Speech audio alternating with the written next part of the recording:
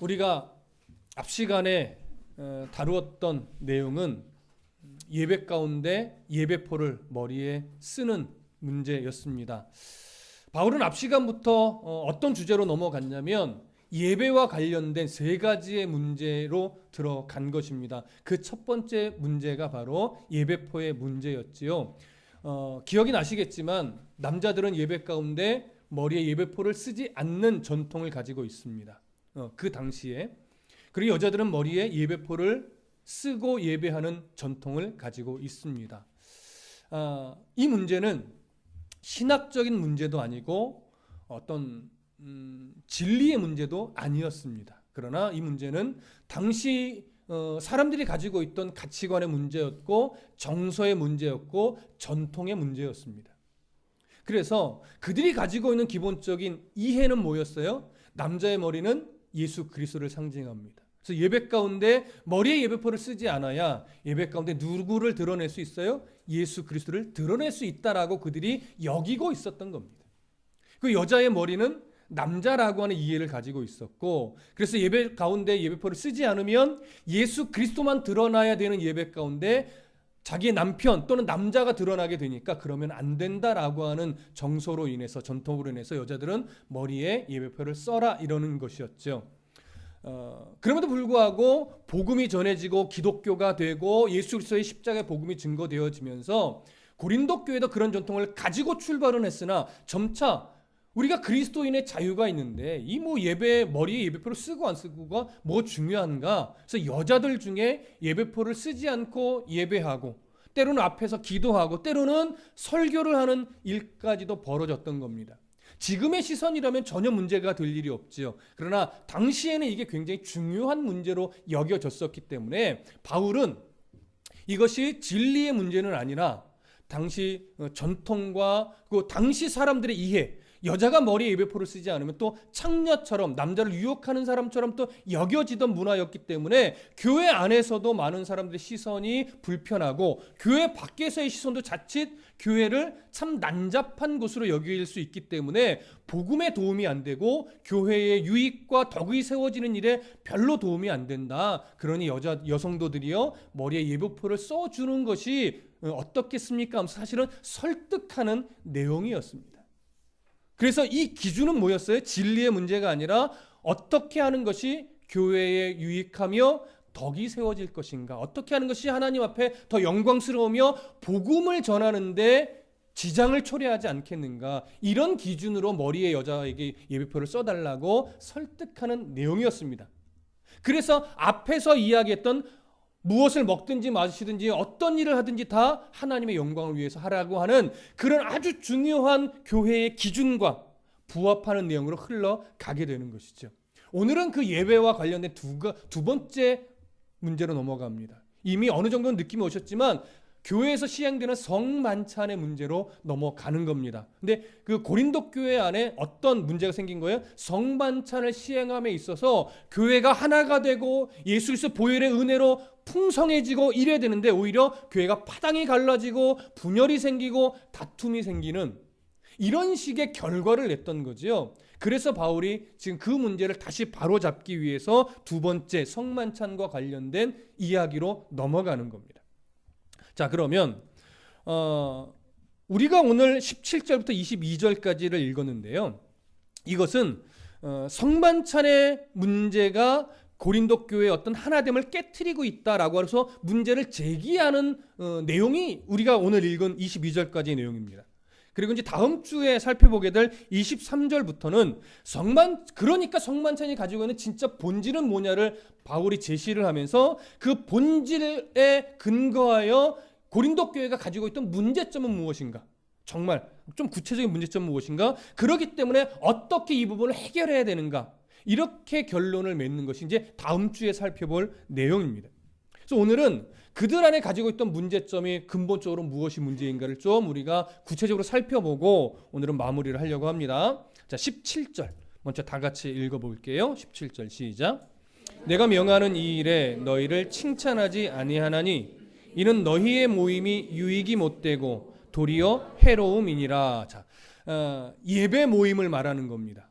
안식 후 첫날 행해졌던 예배 모임. 자, 이 예배 모임을 바울이 바라보면서 뭐라고 말하냐면 칭찬하지 않겠다 이렇게 말합니다. 여러분 사실 칭찬하지 않겠다라고 하는 이 표현은요 좀 부드럽게 표현한 것이죠. 그 뒤에는 사실 어떤 의미가 있을까요? 너희를 책망한다. 너희들 그러면 안 돼.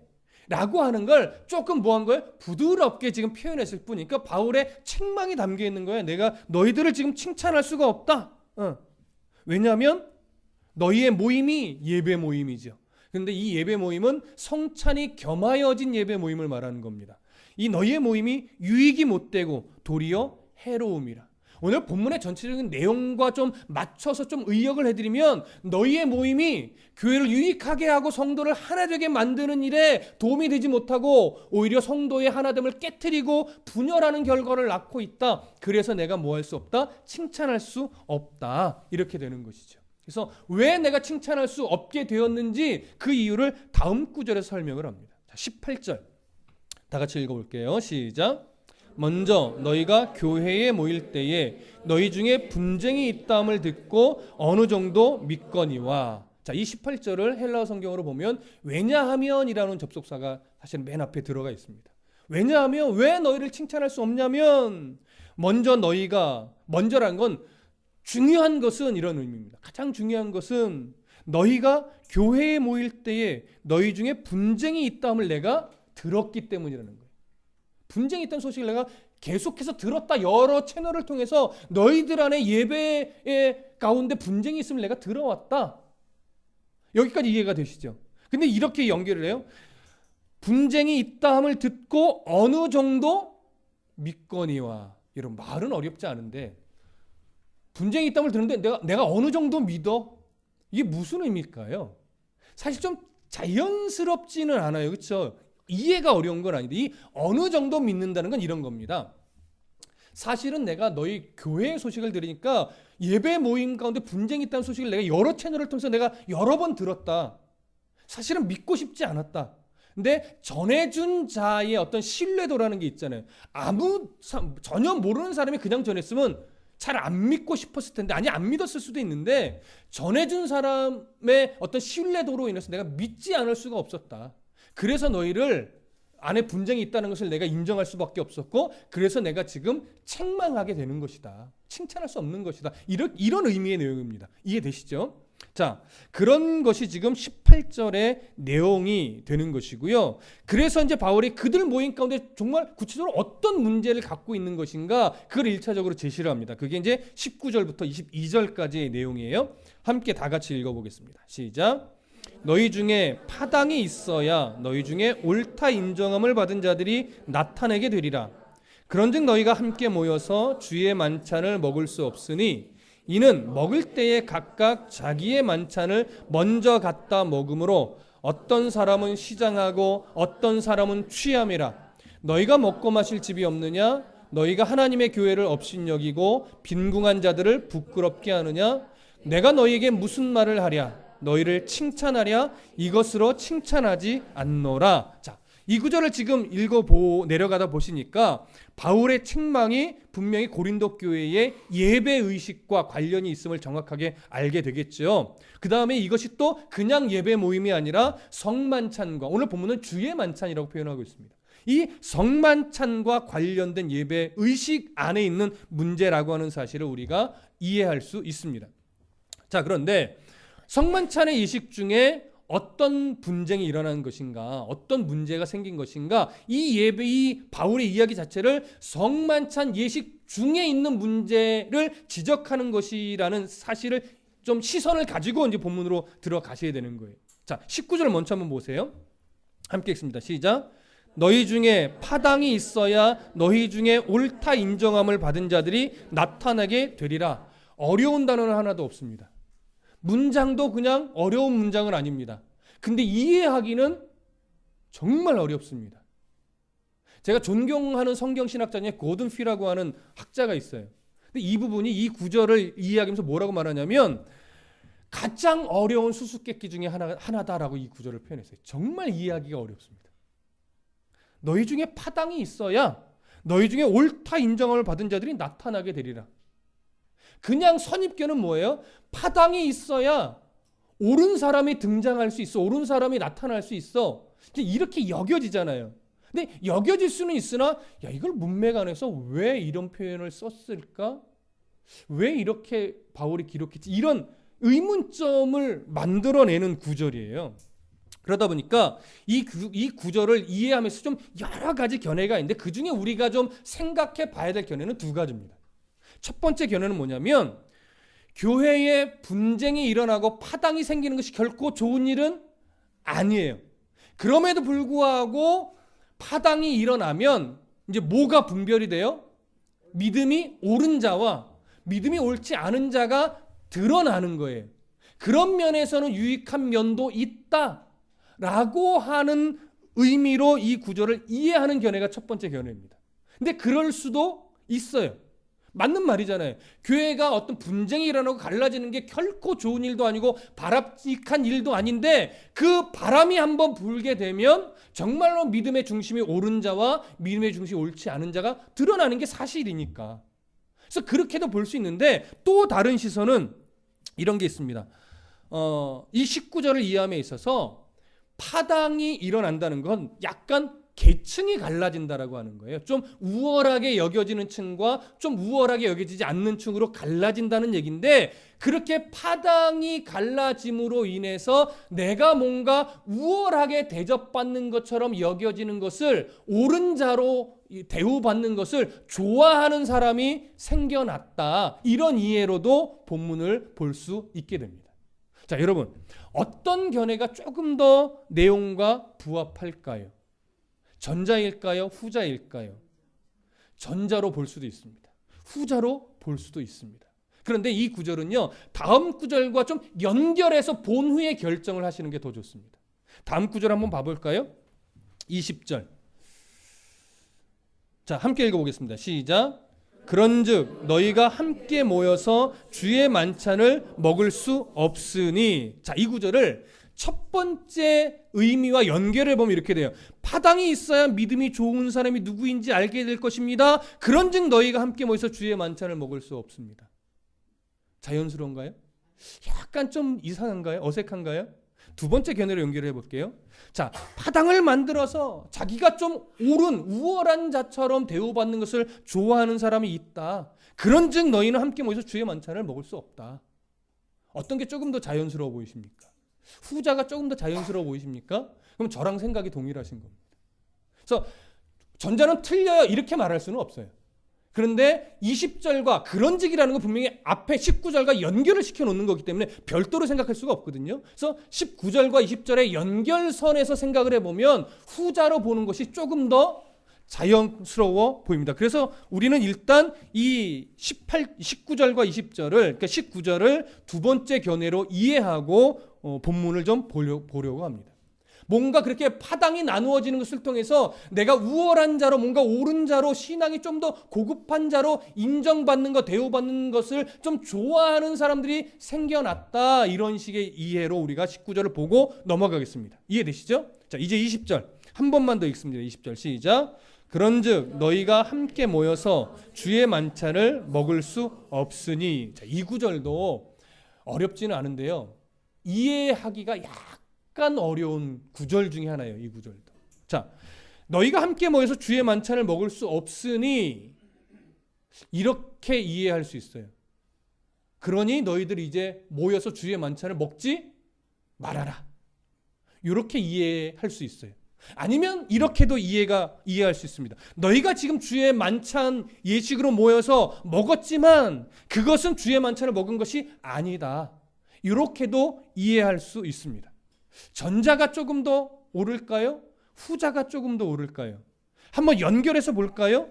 너희 중에 파당이 나눠지는 것을 통해서 뭔가 우월하다고 여김받는 걸 좋아하는 사람들이 생겼는데, 그래서 그들과 함께 너희들이 주의 만찬으로 모여서 먹었는데, 만찬을 먹었는데 사실 그런 식으로 모여서 그런 자세로 먹는 것은 주의 만찬을 먹은 게 아니야 라고 하는 게 후자 연결이에요.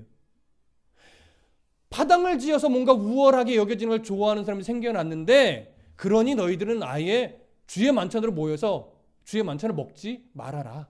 이렇게도 연결이 되는 게 첫 번째 견해죠.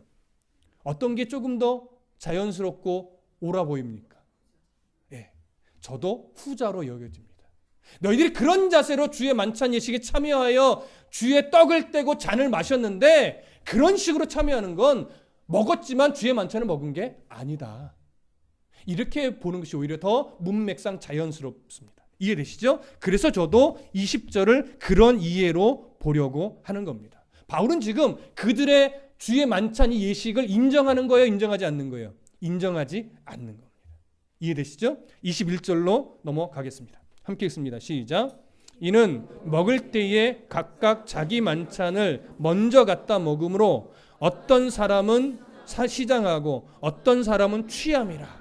자, 21절을 헬라어 성경으로 보면 맨 앞에 왜냐하면이라는 접속사가 또 여전히 있습니다. 까르라고 하는 단어인데 왜 너희들의 이 주의 만찬을 내가 주의 만찬으로 인정할 수 없냐면 왜냐하면 어떤 사람이 각각 자기의 만찬을 먼저 갖다 먹음으로 말미에서 어떤 사람은 배고파요.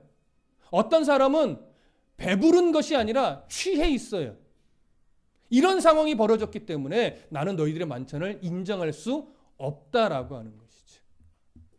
그러면 무슨 의미일까요? 이게 무슨 상황일까요? 이 부분을 좀 이해해야 되겠지요. 이 구절의 의미를 이해하려면 이것이 그러니까 19절, 20절의 내용을 조금 더 정확하게 이해하려면 그래서 21절을 연결해서 더 정확하게 이해하려면 당시에 어떤 집에서 어떤 구조의 집에서 어떻게 주의 만찬식이 거행이 됐는지를 이해하셔야 됩니다. 지금 이 고린도 교회는요.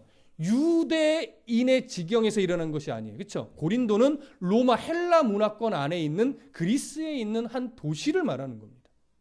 그러니까 이 문화는 헬라 문화, 로마 압제 시대의 어떤 그 가옥 구조를 가지고 있어요. 유대인의 가옥 구조와 약간 다릅니다. 자, 유대인의 가옥 구조가 아니라 고린도식 빌라인데 피슬톤이라고 하는 학자가요. 이 부분을 설명하면서 이제 고고학자들이 고린도에서 발견한 어떤 가옥 구조의 예를 들었어요. 그게 뭐냐면 주전 50년에서 75년 사이에 지어진 것으로 보이는 고린도식 빌라가 있는데 그 빌라의 이름을 뭐라고 부르냐면 아나풀로가라고 불러요. 아나풀로가. 그러니까 빌라의 어떤 형태 이름이겠죠. 당시에 유행하던. 근데 이 아나풀로가라고 하는 이 빌라 구조에는 집 구조에는 손님을 대접하는 방이 두 방이 있어요. 그러니까 한 방은 뭐냐면 말하자면 중요한 손님을 대접하는 공간이 하나 있고 또 한 공간은 중요하지 않은 손님 아니면 중요한 손님과 동행해온 종이라든가 하인이라든가 아니면 별로 중요하지 않은 손님 이런 손님들을 대접하는 방이 하나 있는 거예요. 그래서 중요한 손님을 모시는 방을 트리클리니움이라고 합니다. 별로 중요하지 않은 손님을 모시는 방을 아트리움이라고 합니다. 여러분 아트리움 좀 많이 들어보셨죠? 요즘 지어지는 집들 중에 이름을 아트리움이라고 하는 집이 있어요? 혹시 아트리움에서 사시는 분이 있나요? 네, 별로 중요하지 않은 사람일 수 있습니다. 근데 오늘날 제가 이걸 한번 조사해 봤더니 근데 오늘날은 좀 의미를 다르게 이해하더라고요. 그러니까 그렇게 생각은 안 하셔도 됩니다. 아무리 봐도 아트리움에 사시는 분은 없는 것 같아요. 자, 그러면 트리클리니움이라고 하는 이 방은요. 당시에 이 풍습대로 보면 사람 그 당시에 음식을 먹을 때 주로 어떤 자세로 먹었죠? 옆으로 살짝 누워서 먹어요. 무슨 말씀 이해되시죠? 우리나라 개념으로는 참 건방진 태도죠. 어디서 배워먹은 버릇이냐고 당장 혼날 만한 자세이지만 당시에는 그게 음식을 먹는 자세였어요. 옆으로 이렇게 비스듬히 누워서. 그러려면 뭐가 있어야 하냐면 좀 긴 의자가 있어야 됩니다. 넓고 약간 긴 의자. 그러니까 VIP 손님이니까 그런 의자를 쭉 배열해 놓을 거 아니에요. 쭉 둘러서. 그러려면 그 공간 안에 많은 사람이 들어갈 수 있을까요? 소수밖에 못 들어갈까요? 예, 많이 못 들어갑니다. 그래서 대략 9명에서 10명 정도밖에 못 들어가는 공간이라고 합니다. 쭉 그런 옆으로 누울 수 있는 긴 의자가 쭉 나열된. 그리고 이제 그 입구에 연결되는 통로인데 보통 앞마당으로 불려지기도 하는 곳이 바로 아트리움입니다. 거긴 지붕이 없습니다. 가운데는 물을 받을 수 있는 좀 연못 같은 것이 있고 둘러서 의자 같은 것이 전혀 없어서 늘 서서 아니면 좀 뭐 쭈그려 앉아서 모일 수 있는 공간이에요. 근데 대신에 많은 사람이 좀 들어갈 수 있습니다. 한 대략 20명에서 30명 정도가 수용 가능하다라고 이야기를 합니다. 그렇다면 당연히 이 트리클리니움에 있는 손님을 향한 대접, 그들에게 좀 대접하는 음식이라든가 여러 것과 아티리움에서 대접하는 음식이나 여러 대우가 같을까요, 다를까요? 전혀 다르죠. 또 그 공간 안에 있는 사람들도 자신들을 생각할 때 트리클리니움에 있으면 우리가 그래도 대접받는구나 이런 인식을 가지고 있을 것이고, 아트리움에 있는 사람들은 뭐 별 기대를 안 하겠죠. 무슨 말씀 이해되시죠? 그리고 트리클리니움과 아트리움에 대한 이해도 모든 사람들이 다 여기는 좀 대접받을 수 있는 귀한 분, 여기는 그냥 아주 보통 서민들, 이런 이해를 그들 모두가 다 차별된 대우를 받는 것으로 다 이해를 하고 있을 겁니다. 자, 이것이 당시 모든 사람들의 이해라면 여기서 예배할 때도, 예배 모임을 할 때도 트리클리니움의 안에서 모여서 애찬과 성찬을 또 이 예식을 참여하는 자들과 아티리움의 공간에서 좀 불편하게 모여서 애찬과 성찬과 이 예식을 참여하는 사람들의 뭔가 이상하게 느낌이 다르겠지요. 자, 근데 이것이 이제 어떻게 예배와 접목이 되는지 한번 들어보십시오. 당시에는 어쩔 수 없이 아직 예수를 믿고 기독교인이 된 사람이 그리 많지는 않습니다. 그리고 부자가 주로 믿은 것도 사실은 아닙니다. 그러다 보니까 이렇게 작은 소그룹 교회가 군데군데 있는 형태인데, 그 작은 소그룹 교회 안에 그래도 나름 좀 재정 형편이 넉넉한 사람이 예배 공간으로서 자기 집을 제공하는 겁니다. 제공할 때 그 당시에는 오늘식의 예배가 아니기 때문에 애찬과 성찬이 겸하여 있습니다. 나중에 이제 다음 주쯤에 사도행전 이야기를 볼 텐데, 여러분 유두고가 바울의 설교를 듣다가 너무 길어져서 졸려서 떨어져 죽었잖아요. 죽었는데 바울이 물론 살려내지만, 요때 모습이 뭐냐면 바울이 저녁 시간부터 설교를 시작하는 겁니다. 그래서 늦은 밤까지 설교가 진행이 되는 거예요. 근데 이 유두고는 아무래도 천민이었던 것 같습니다. 힘들게 일하고 늦게 온 거예요. 그러니까 모임 자체가 언제 시작이 돼요? 저녁에. 왜일까요? 쉬는 날은 안식일이니까. 안식일 다음 날은 쉬는 날이 아니니까 자기의 일을 다 마치고 빨리 마치고 와야 돼요, 저녁 모임에. 그러니까 저녁에 얼마나 피곤해요. 근데 피곤한데 바울의 말이 길어지는 거예요.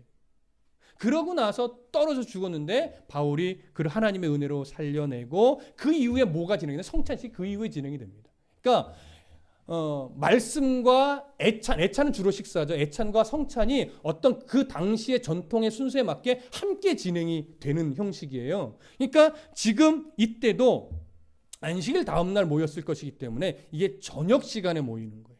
그러니까 저녁 시간에 주로 서민들은 누구냐면 종, 노예나 아예 가난한 사람들, 이런 사람들과 함께 모이는 건데, 애찬과 성찬을 거행하려면 일단 뭐가 필요합니까?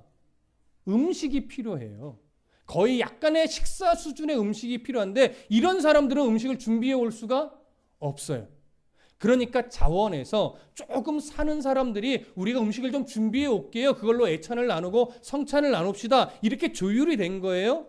그래서 조금 사는 사람들은 음식을 각자 준비해서 일찌감치 오죠. 왜? 바쁘지는 않으니까. 왜? 종들이 다 일을 하니까. 그래서 일찍 와요. 일찍 오니까 그 음식을 가지고 어디로 쑥 들어가겠어요? 네, VIP 방에 모이게 되죠. 트리클리니움이라는 방으로 들어가요. 거기서 이제 음식을 이렇게 나열해 놓는 거. 여기는 뭐 상도 있고 다 하니까. 그래서 이제 그 자리에 앉죠. 근데 그 자리에 앉을 때 그들 안에 자연스럽게 무슨 생각이 들까요?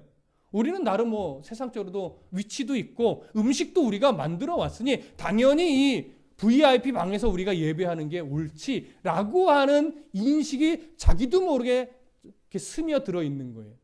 그런데 서민들, 뭐 노예라든가 종이라든가 너무 가난해서 하루 먹고 하루 벌어 하루 먹기도 힘든 사람들, 이런 사람들은 사실은 시간 맞춰 오기도 힘들어요. 근데 막상 오더라도 음식을 만들어 올 수 없으니까 참 부끄럽게 들어오는 게 떳떳하지 못해. 왠지 그럴 필요가 없는데 그냥 그렇게 되는 거죠. 그러니까 그 안에 예배 공간 안에 들어와서 트리클리니움으로 발걸음이 자연스럽게 옮겨질까요? 그냥 아트리움에서 머뭇거리게 될까요? 여러분, 아트리움에 머뭇거릴 수밖에 없게 됩니다. 무슨 말씀 이해되시죠? 거기다가 늦게 오는 사람까지 생겨요. 시간 맞춰 오더라도 못 들어가요. 아트리움에 있고 늦게 오게 되면 또 중간에 참여할 수밖에 없고. 자, 그러면 이제 이런 상황에 자기도 모르게 좀 갈라져 있죠. 갈라진 상태에서 이제 저녁 시간이기 때문에 점차 시장기가 올까요, 안 올까요? 오다 보니까 애찬식이 먼저 진행이 됩니다. 근데 애찬식을 진행이 될 때 아트리움에 있는 사람들, 그리고 아트리움으로 좀 늦게 올 좀 가난한 사람들을 배려해서 적당히 음식을 먹고 아트리움 쪽으로 음식을 뭐 해야 돼요? 내줘야 돼요. 근데 이 배려를 못 하는 거예요. 배고프니까 빨리 시작합시다.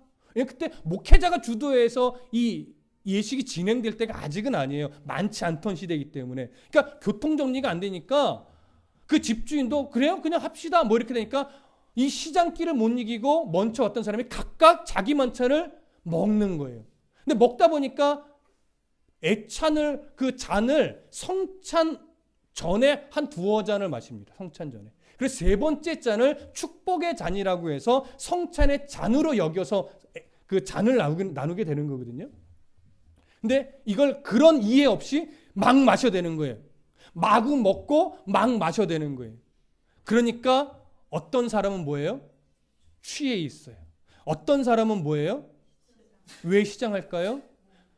트리클리니움에 있던 음식을 자기들이 만들어 왔으니까 자기들이 떳떳하게 막 먹어. 왜? 내가 만들어 왔는데 뭐 이러고 배려를 못 하는 거죠. 그러니까 아트리움 쪽으로 음식이 나가봤자 얼마 안 되고 때로는 내보내지도 않고 자기들끼리 다 먹어서 취해 있으니까 이제 더 분별력이 없는 거죠. 그러니까 성찬식이 제대로 진행이 돼요, 안 돼요? 안 되죠. 그리고 이미 성찬식의 자세도 틀려 있죠. 그러다 보니까 밖에 있는 사람들은 야, 교회에서까지 이래야 되나? 내가 하나님 앞에 예배하고 성찬하러 왔는데 이렇게 굶고 여기서도 계층이 나눠지고 야, 이게 무슨 예배인가 하면서 불만이 생겨나고 때로는 거기서 분쟁이 일어나기도 하고 이런 일들이 종종 자주 일어났던 것으로 보입니다. 그러니까 아트리움 쪽에 있는 가난한 자들은 계속 뭐가 쌓여요? 불만이 생겨요.